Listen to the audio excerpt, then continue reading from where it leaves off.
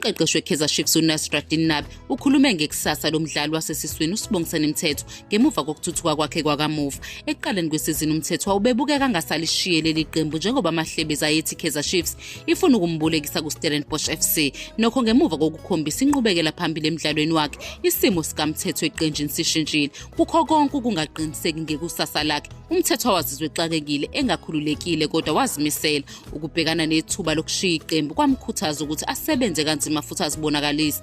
Indlela adlale ngayo kamuva nje ibonakele, ikakhulukazi njengoba ethuthuke wafaka isandla kahle emidlalweni yakamuva.